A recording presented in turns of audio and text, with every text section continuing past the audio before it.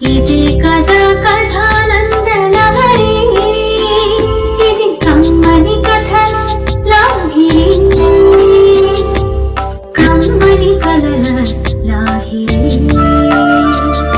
ఇది కమ్మని కథల లాహిరి.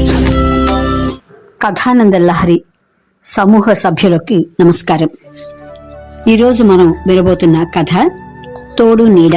రచన చిర్రావూర్ మదన్ మోహన్. అది ఒక వృద్ధాశ్రమం. అక్కడ రాధమ్మ గారిని అందరూ ఎంతో గౌరవిస్తారు. అందరితో ఇట్టే కలిసిపోయే తత్వం కాబట్టి అక్కడ ఆమెకు ఏ అసౌకర్యము కలగలేదు. మొదట్లో తన కొడుకు అక్కడ ఒంటరిగా వదిలిపెట్టి వెళ్ళాడే అని బాధపడినా అక్కడి వాళ్ళ ఆదరాభిమానాలతో ఆ బాధను ఇట్టే మర్చిపోయింది. వాళ్ళకి భారత భాగవతాలు చదివి వినిపించటం, నీతి కథలు, భక్తి కథలు చెప్పటం, నడవలేని వాళ్లకు చేయూతనివ్వటం, తోట పనిలో సాయపడటం లాంటి చిన్న చిన్న సహాయాలు అందిస్తూ వాళ్లనే తన కుటుంబ సభ్యులుగా భావించి ఆనందంగా జీవించటం నేర్చుకున్నది. తలలో నాలుకగా మెదులుతున్న రాధమ్మగారు వెళ్ళిపోతున్నదన్న విషయం అక్కడ సభ్యులందరికీ దావానంలో పాకి అంతా ఆమె చుట్టూ గుమిగూడారు. రాధమ్మగారు, మీరు లేని ఈ ఆశ్రమాన్ని ఊహించలేకపోతున్నామండి అని ఒకరంటే, మీ అబ్బాయి ప్రేమలో పడి మమ్మల్ని మర్చిపోతారా? అంతకంటే మాటలు రాక రోజూ పూజ చేసుకుంటున్న వెంకటేశ్వర స్వామి పటాన్ని తెచ్చిచ్చి మీరెక్కడున్నా చల్లగా ఉండాలి అని నమస్కరించారు. అది చూసి అక్కడున్న వాళ్లంతా ఎవరి దగ్గర ఏముంటే వాటిని ఆమెకు ఇవ్వటం మొదలుపెట్టారు. ఆఖరికి దగ్గు కోసం కొనిపెట్టుకున్న తాటి బెల్లం, పటిక బెల్లం, ఎండు ద్రాక్ష లాంటివి కూడా భగవంతుడికి సమర్పించినట్టు ఆమె చేతిలో పెట్టి నమస్కరిస్తూ ఉంటే ఆమె కళ్ళు ధారాపాతంగా కన్నీళ్లు కార్చడం మొదలుపెట్టాయి. అరే, ఇంకా వీడితో కబుర్లు చెబుతూ ఇక్కడే కూర్చున్నావా? త్వరగా నీ సామాను తీసుకురా, మన ఇంటికి వెళ్ళిపోదాం. కొడుకు మాటల్లో ఆప్యాయత కంటే అధికార ధోరణే కనిపించింది రాధమ్మకు. అవునులే, విదేశాల్లో పెద్ద ఉద్యోగం చేస్తున్నాడయ్యే, కింద జీతోద్యోగులతో కాస్త గట్టిగా మాట్లాడితే కానీ సరిగ్గా పనిచేయరని అలా అలవాటు చేసుకుని ఉంటాడు అని సరిపెట్టుకున్నది. నాకు పెద్ద సామాన్లే ఉన్నాయి నాయనా, ఈ పెట్టి తప్ప. పద పోదాం అని అందరి దగ్గర సెలవు తీసుకుని కారులో వెళ్ళిపోయింది. 4 సంవత్సరాల క్రితం గృహప్రవేశం చేసినప్పుడు చూసింది ఆ ఇంటిని. కొడుకుని వాళ్ళ ఆఫీస్ వాళ్ళు అమెరికా వెళ్లాలని చెప్పేసరికి ఆ ప్రయత్నంలో మునిగిపోయారు. రాధమ్మకు తెలిసిన వాళ్ళందరూ, నువ్వు చాలా అదృష్టవంతురాలివి, కొత్తగా బంగళా కట్టడమే కాకుండా అమెరికాలో కొడుకుతో ఉండబోతున్నావు, పెట్టి పుట్టావమ్మా, అందరికీ ఆ అదృష్టం పడుతుందా అని ప్రశంసిస్తూ ఉంటే పొంగిపోయింది.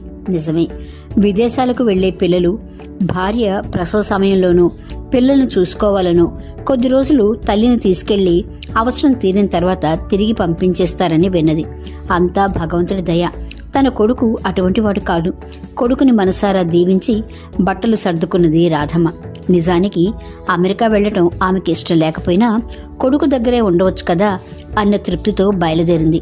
కానీ తనతో ఒక్క మాటైనా చెప్పకుండా వృద్ధాశ్రమంలో దించిపోతారని ఊహించను కూడా లేదు. అమ్మా, అక్కడికెళ్ళి అన్ని సర్దుకుని నిలదొక్కున్న తర్వాత వచ్చి నిన్ను తీసుకెళ్తాను, కానీ అప్పటిదాకా నువ్వు ఇక్కడుండు, నేను అన్ని ఏర్పాట్లు చేశానులే, నీకే కొరత ఉండదు అంటూ అమెరికా పోతామన్న సర్ది పెట్టుకున్న సూట్ కేసుతో పాటు ఆమెను కారులోంచి దించి తిరిగి చూడకుండా వెళ్లే కొడుకును కళ్ళార్పకుండా చూస్తూ ఉండిపోయింది రాధమ్మ. తొందరలోనే వచ్చి తీసుకెళ్తానన్న మురళి తిరిగి రావటానికి 4 ఏళ్లు పట్టిందన్నమాట. పోనీలే, ఆలస్యమైన అన్నమాట నిలబెట్టుకున్నాడు. ఆలోచనల మధ్య కారు ఆగింది. కిర్రుమని చప్పుడు చేస్తూ గేటు తెరుచుకుంది. అతి కష్టం మీద మూసిన ద్వారానికి వేసిన తాళం తీస్తూ రామ్మా అని పిలిచాడు మురళి. లోపల అడుగుపెట్టిన రాధమ్మ పాలరాతి నేలంతా మురికి పేరుకుపోయి బంకబంకగా కాళ్లకంటుకుంటున్నది. తలుపు గడియలన్నీ తుప్పుపట్టి ఉన్నాయి. ఒకటేమిటి, ఇల్లంతా సర్వ అసహ్యంగా తయారైంది. వంటిలు చెప్పనే అక్కర్లేదు.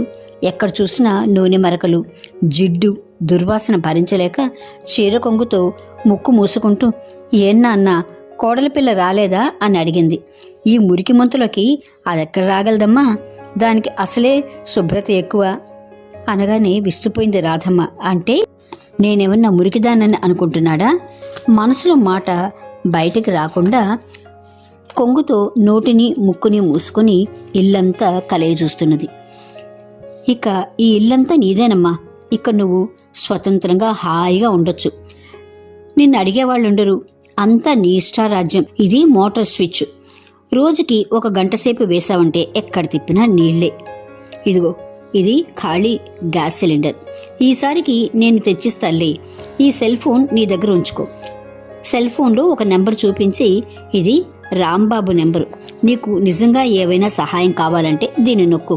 రాంబాబు నా స్నేహితుడే, అందుకని ప్రతిదానికి పిలిచి వాడిని విసిగించుకు అని బయలుదేరుతూ, అది ఒంటరిగా ఉంటుంది, నే వెళితే కానీ అన్నం కూడా తినదు, పిచ్చిది అంటూ త్వరగా వెళ్ళిపోతున్న కొడుకును చూసి హతాశురాలైంది రాధమ్మ.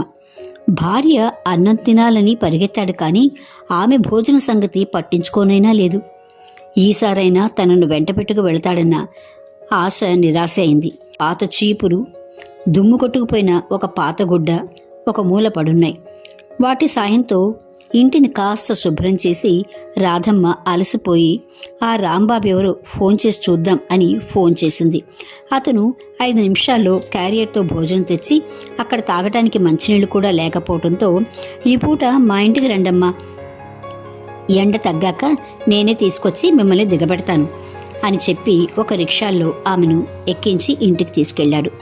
ఆమె తిరిగి ఇంటికొచ్చి నిర్ఘాంతపోయింది. ఇది తను ఉండే ఇల్లేనా?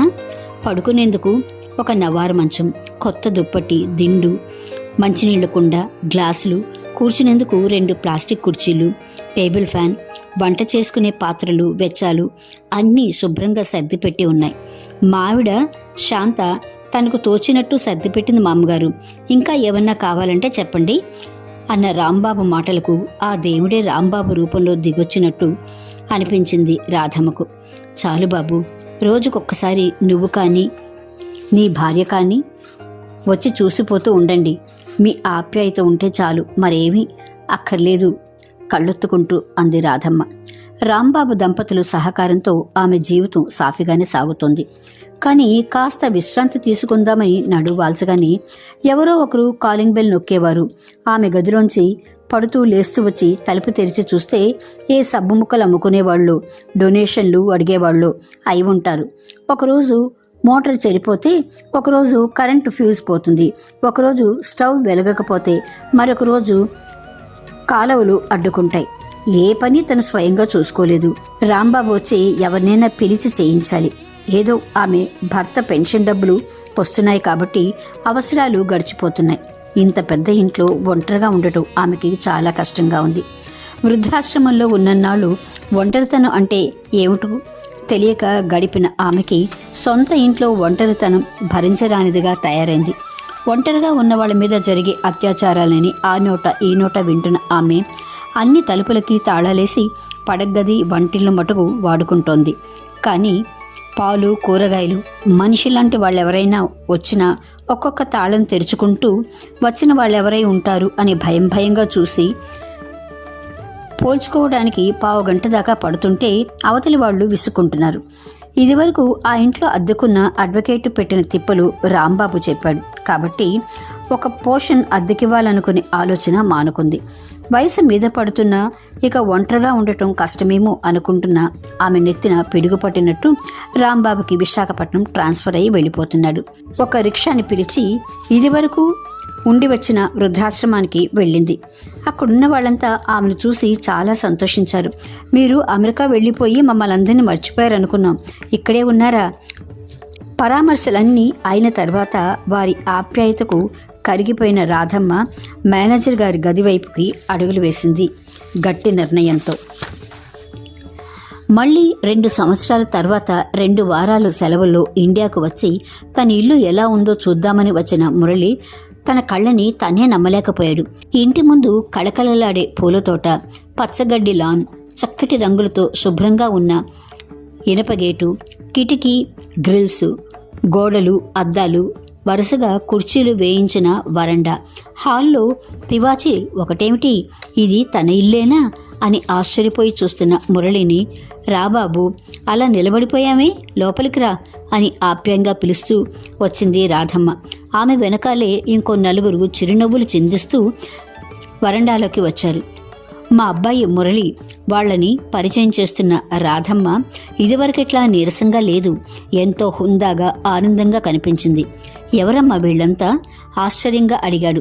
నా శ్రేయోభిలాషులు నాన్న. మురికి ముంతలా పాడైపోతున్న నీ ఇంటిని ఒంటరితనంతో బిక్కుబిక్కుమంటూ కాలం గడపవలసి వచ్చిన నా జీవితాన్ని కాపాడుకోవటం, నాలాంటి ఒంటరిగా బాధపడుతున్న కొందరిని తోడు చేసుకుని కలిసికట్టుగా హాయిగా నిర్భయంగా జీవిస్తున్నాం మేమంతా. ఖర్చులకు పోను నెల నెల కొంత పైకం బ్యాంకులో వేసుకుంటున్నాం.